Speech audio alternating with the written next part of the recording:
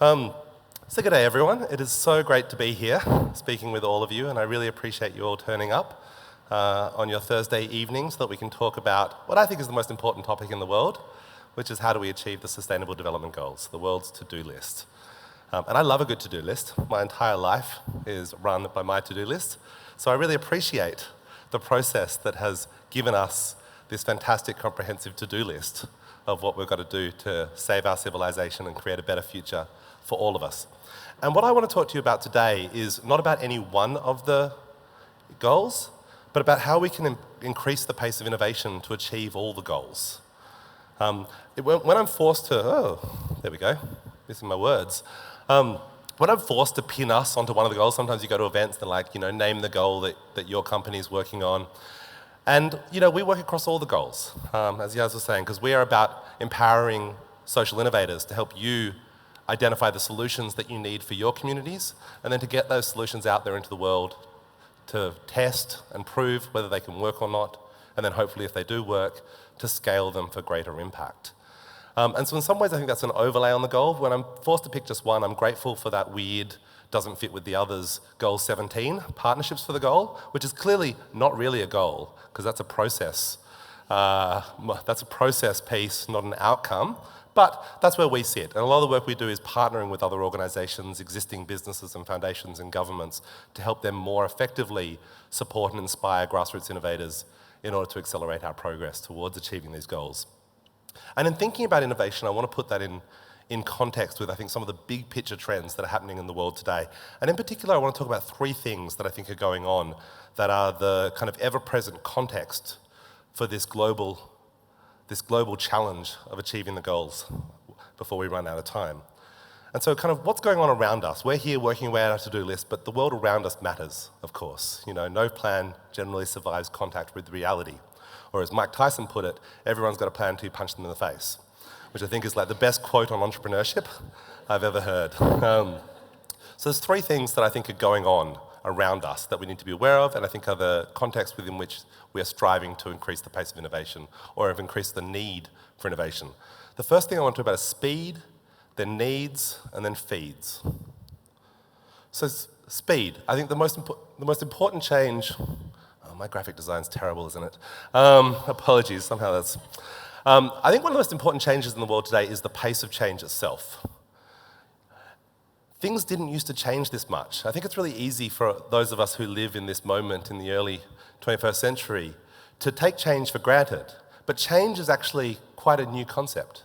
It wasn't very long ago that change simply didn't occur at an observable speed. Things did change, of course, but not at the pace of a human lifetime. So if I was born, in a village in France, and my dad was a blacksmith, I was almost certainly, I was like 99% likely to spend my entire life in and around that village and to become a blacksmith. And that was most lives in most parts of the world. You'd grow up into a particular context, and that would continue to be your context for more or less the entirety of your life. And then it would probably be your kids' context as well, and probably their kids' context as well. So this entire idea of change is actually quite radically new. The fact that we now talk about change, that we think about change, and that we take change for granted, that we all assume that the future is going to be different than the present, that's really new. That is, in and of itself, a profound change. And this pace of change has, of course, challenged us in so many dimensions. Everything is changing around us. There's more of us than there ever were before. We're more connected than we were, and everything is always changing, whether that's technology and through technology, the way in which we educate ourselves, the way in which we work, the kinds of jobs that are available. And so this has created an urgent innovation imperative. We can't choose whether to innovate or not. It's not a choice we have. Innovation is going to happen, change is going to happen. And so it's incumbent upon us who care about the future and care about the lives of people beyond ourselves and future generations and the wider biosphere to be proactive in creating the changes that we need rather than simply letting change happen to us. And so the innovation imperative is the idea that the things that were proven to work yesterday are not going to work tomorrow. We can't assume they're going to work. We have to assume they're not going to work. Therefore, we need to create a new solution today. And this solution also, it might work tomorrow, but it won't work the day after tomorrow. So we better already start working on the next solution as well. So while we need to, of course, create all sorts of breakthroughs in all sorts of issues, as a community, as an ecosystem, as a civilization, and particularly those of us who care about the social dimensions and the environmental dimensions of our civilization, any one innovation is not enough. Any one piece of breakthrough or technology or approach is not enough. We need to build a skill set around innovation itself. And as a community and as a sector, we need to get better at innovation. We need to get better at understanding the trade-offs that innovation requires. And so when it comes to social innovation, how do we fund it? Because innovation is hard, innovation is uncertain. Innovation involves risks, innovation involves failure, innovation involves the possibility of waste. I would say it's not really waste because it's learning, but that's the whole issue, that setbacks are often seen as waste. And the truth is, when it comes to social innovation, we largely don't fund it at all. And the reason for that is because people want to support things that already work. And that's natural. I've met a lot of people who are in the fortunate position to have access to some amount of resources or leverage over some amount of resources that they have the mandate to use for social impact. They work for a foundation, or they're a high net worth individual themselves, or working in government, trying to do the best job they can. And everyone's always trying to do the best job they can. I've never met anyone in one of these situations like, I'm trying to create only only half the change I could be making. Everyone's trying to make the most change they can. But a weird thing has happened in the social sector, in the way that we think about how do we create the most change we can, how do we do the most good we can do, is that for so many of those funders, those people with the assets, doing the most good you can do has come to mean doing the most good you can be certain is going to happen. And so what's missing from our sector is risk-tolerant capital.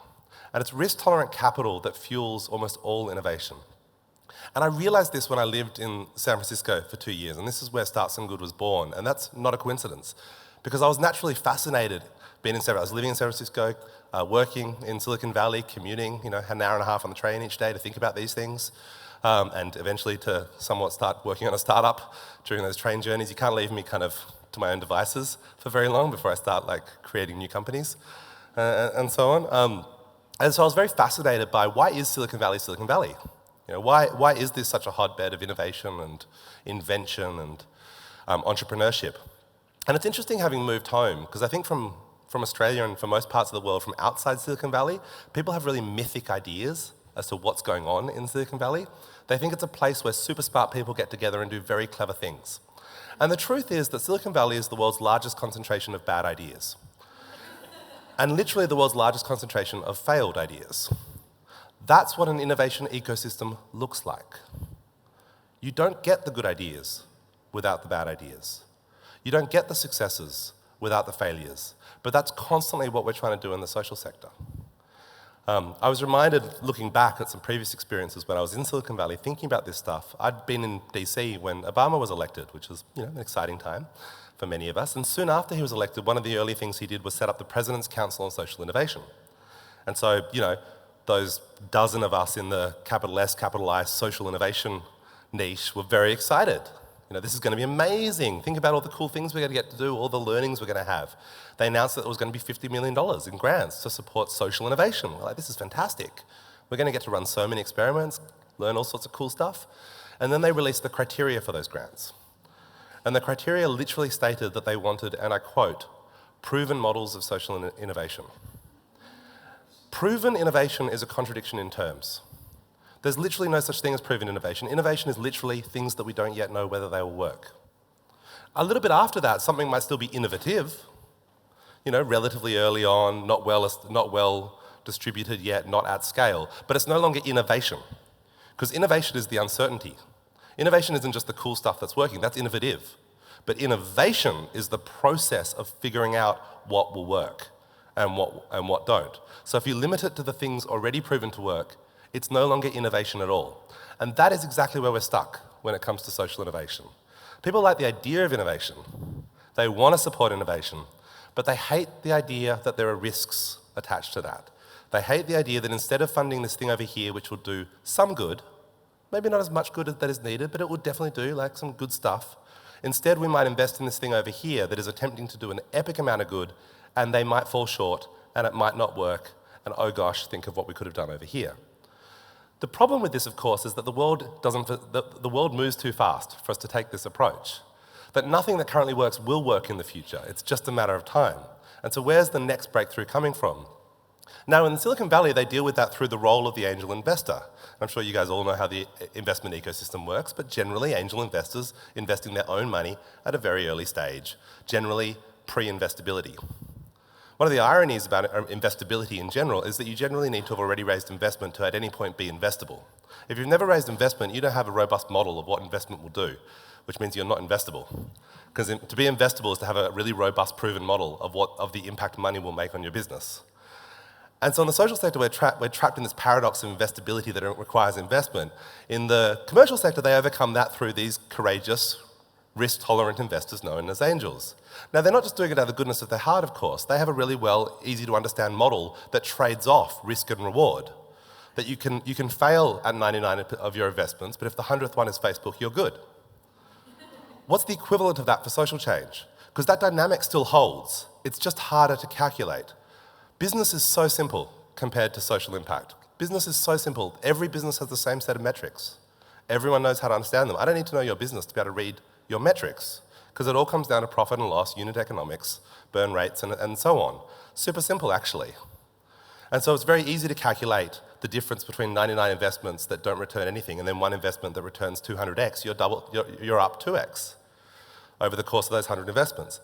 We need to get more sophisticated in the way we think about social change. That what is the level of social change that we would be happy to have 90 grants not make the impact we want, but the 91st grant come up with an entirely new way to make a difference for our community, or an entirely new way to educate our kids, or an entirely new way to revitalize our democracy. What's that worth to us? Because we've got to get out of the habit of only ever trying to get to first base. We've actually got to hit some home runs if we're going to save this world in time.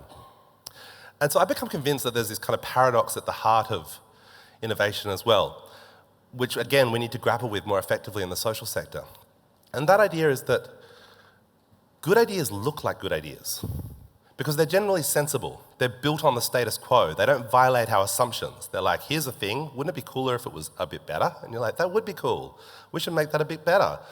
But great ideas are disguised as bad ideas because they break the status quo in some ways. They violate our assumptions. They challenge our beliefs. They often challenge power in some way. They plan to upend the actual structure of our society, who has power, who makes decisions, who benefits.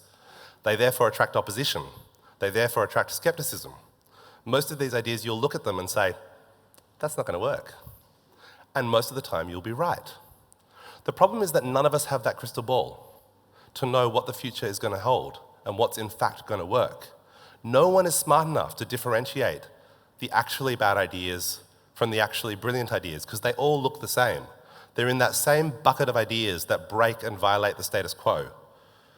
And the only way to differentiate the actual breakthroughs from the unlikely to work, probably not a good idea in the first place ideas, is to try things, is to run experiments.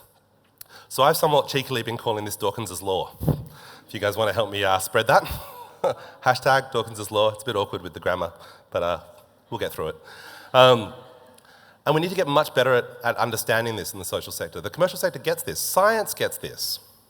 It's really interesting. Some sections of social change, we have a much greater level of commitment, which often means a much lesser focus on short-term ROI. What's the ROI on everything we've invested in cancer research so far? Should we quit? We've spent lots of money. We haven't cured cancer yet. Should we stop? Who thinks we should stop? None of you. I agree.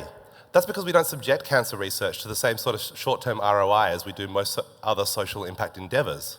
Why? Because we have a commitment to get rid of cancer, to defeat cancer. We're going to do it not because it is easy, but because it is hard. We're going to do it not because it provides a short-term ROI, but because it is a goal of our civilization that we are going to defeat this scourge. We should have the exact same approach to homelessness, to education, to our democracy. We simply need to fix these things, and we need to keep going until we do. So the second thing, and I need to move on, is as part of our change relationship, our change relationship with change, we have different beliefs about what we need to lead a fulfilling life. And so we have an increasing need for purpose and impact in a way that previous generations simply didn't. Change is happening before our eyes constantly, and so now we see it as something that we are swimming in. that we have influence over, that we can participate in. This, of course, is something that emerges in a post-scarcity world. While there's still far too much scarcity in the world today, it's very different from what it looked like even 100 years ago. And so, to get all Maslow's hierarchy of needs on you, this is the kind of thing that emerges, of course, when we are no longer hungry. When you're hungry, it's really hard to think about higher purpose. You're pretty focused on how to get less hungry in the short term. When you haven't got lights, you're focused on how to get lights. But as we move beyond these, we begin to think about what's actually my higher purpose. Why am I here? What's the impact I want to have on my life? And again, this is new. No one used to ask these questions, and it's very new in some places. In China, this idea of what's my purpose is about 1 generation old. 2 generations ago, this wasn't a question in their culture, and now is. For us, it's like 1.5 generations old, 2 generations. And so it's kind of been a three-step shift. We didn't used to believe that change really happened, and then we began to believe that change did happen, but it was only special people that brought about change. It's like revolutionaries and inventors and presidents and prophets.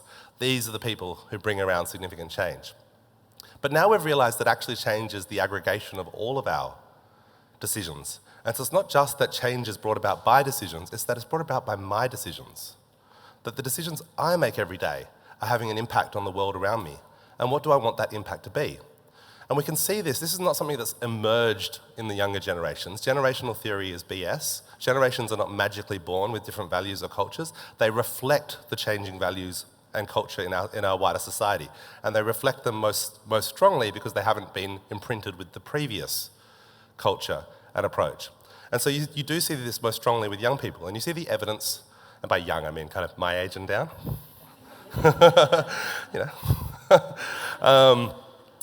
And you see this everywhere. You see this in an organisation like Escape the City, which has gone from 6 friends in a pub in London 8 years ago to almost 1 million members around the world seeking purposeful and meaningful work. You see this in the fact that 1,000 people applied to be the receptionist at Donors Choose in New York, foregoing the kind of bonuses and stock options they could have had in startups to actually work for an organisation creating a really meaningful impact. You see it in this incredible Deloitte study that said the number one reason that new graduates leave their first job in under 5 years is a lack of alignment around the purpose of that organisation. The number 2 reason is they hate their boss. Has anyone ever had a boss they hate? Can I see a quick show of hands? Because I have. Think about that. When you have a boss that you do not get along with, that you don't feel like respects you, it's a daily agony, is it not? Like waking up every day and having to go in and see this person who doesn't respect you and isn't supporting you, and then having to do what they say. It's unbearable. So it's amazing to me that the only thing that will drive young people out of an organisation even quicker than that is feeling like the company itself has no alignment with them. And so this is what's fueling our desire to do the right thing, not just in who we work for, but who we purchase from as well. And again, this is really different. We didn't used to think this way. This idea around alignment in the present is quite new. It used to be about legacy at the end of our career. Do you guys know who this is? Anyone? This is Alfred Nobel. He funded the Nobel Peace Prize. Does anyone know how he made his money to be able to bequest the Nobel Peace Prize? Anyone? He's the inventor of dynamite. Isn't that the weirdest thing ever? That we literally find the greatest peacemakers on earth and say, here's a coin with the inventor of dynamite's face on it. Nothing else symbolizes peace quite as profoundly as this dude's face. And this is how a lot of social change happened. It was legacy. It was completely bifurcated in terms of your life. You would do whatever you need to do to make a buck, invent dynamite, whatever. And then at a later point in your life, you're like, oh God, I'd hate to be known as just the guy who created the First World War. What shall I do? I better leave a more positive legacy. I'll found a peace prize. Young people don't think in terms of legacy. They think in terms of alignment. What is it that is going to express my values today? What are the things I need to do today? That's why 64% of them won't even try to work for a business that doesn't seem aligned with their purpose. So that's massive. And then the third huge change is the way in which we communicate. So the pace of change has changed, our values are shifting, and the way in which the needs that we have to lead a fulfilling life, and now the way we talk about those values has shifted profoundly as well, as we've moved from a world that's focused on interruption to a world that's focused on sharing. So it used to be, people always used to say that, word of mouth is the best marketing, but they didn't really believe that. Because if you actually looked at how people put their effort and where they spent their money, it wasn't on word of mouth, it was on interrupting people. It was, you want to watch the sport? Let's interrupt you with an ad. You want to walk down the street? Let's interrupt you with a dude in a koala suit. You want to read a newspaper? Let's interrupt you with an ad. You're doing something else, but we're going to pay to get in your face. But today, word of mouth really is the most effective marketing because it's where everyone is. Until very recently, there were only a couple of entities on Earth that could claim 1 billion adherents. The Catholic Church in China, and then more recently, India. Now we have something like 5 social media networks at 1 billion plus members. This is a little out of date. WeChat's over 1 billion, definitely. So 5 plus social media networks with more than 1 billion users at the moment. So not only is word of mouth the most qualitatively impactful, it's got the greatest quantity, the greatest reach as well. And so in this new world of sharing rather than interruption, social impact businesses are better evolved and are better equipped to survive because what they're sharing is simply more meaningful. Everything that Yasmin talks about is simply more worth sharing. When a business has a purpose that is greater than profit, it's a more interesting story. It's an automatically more interesting piece of content. It's more worth sharing. So social enterprises are like the mammals before the asteroid strike. They were already there, but at the time, the lumbering dinosaurs were better adapted. And then the climate shifted dramatically, and suddenly the dinosaurs weren't adapted to that new world, the mammals were. That's where we're at with the business world right now. Social enterprises are better adapted to this new world. They automatically are more shareable, more in tune with their communities. And I think you can see this most profoundly with the most boring products. Have any of you guys ever been to the supermarket, bought some toilet paper, got home and thought to themselves, I have got to share the fact that I just bought some toilet paper. My friends are going to love this. Let me get a photo. You know who does do that? People who gives a crap toilet paper. You couldn't find a product that's more boring than toilet paper, but Who Gives a Crap makes toilet paper interesting because they're about more than just the toilet paper. In some ways, the allure of this can even distract us, that we can think we're doing a pro-social thing by buying a particular brand of bottled water when, of course, the need is to not buy bottled water at all. So in some ways, this purpose, making impact, negative impact products seem more beneficial is one of the tricks of the new marketing. But it is really powerful the way in which we get our audience to share for us. And so this is what's driving the rise of business for good. And when you look at these 17 goals, they're not just social challenges, they're profound business challenges as well. So I'm going to wrap up, but I just want to give a couple of examples of the role that businesses can play. Because it's not just about inventing the future, it's about leveraging the assets we have to create the future that we want. And that doesn't mean that if you're an existing organisation, whether that's what you work for government or a foundation or an existing company, you don't always have to be the innovator, you don't always have to be the inventor. It's about thinking about how to align your resources with the impact you wanted. And that can be through partnership. I love the alliance between the Good Guys and Orange Sky Laundry, Australia's #1 deliverer of impact using white goods. This incredible partnership between Adidas and Sea Shepherd to make new shoes out of recovered drift nets. It could be as simple as letting startups use your spare office space. If you have an office in central London, space is expensive there, get some cool startups under your roof, like Friends of the Earth are doing. And now you get to rub up against these incredible innovators at almost no cost, a little bit of extra electricity, having them use some spare space. Or CPA, running Australia's best what do they call this? Not disability tech, ability tech? Anyway, Australia's best accelerator for startups working in the disability and accessibility space. And it's a lot of the work we do today with people like ING, helping them support early stage startups through matched funding mechanisms like the Dream Starter program. And they've actually measured the commercial impact of their work supporting early stage social enterprises at 21x what they spend on it. It is literally the most impactful marketing they do, is their investments in early stage social enterprises. It's more impactful than those TV ads with Isla Fisher. So it's genuine shared value. They share their values by working with the grassroots innovators. And it can be foundations as well. So the challenge I want to put out to all of you guys is it's really important to be a conscious consumer, to support these social enterprises that are emerging, but it's not enough.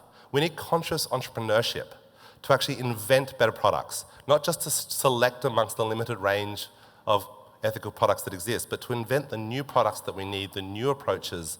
In some cases, the non-products that will help us actually avoid consumption rather than promoting more consumption. And so we need all of you guys not just to be doing the right thing when you're in the shop, but thinking about how to use your talents, your entrepreneurship, and your creativity to actually help us build the future that we need. And if you're ready to get started, we would love to help you. Thank you for having me.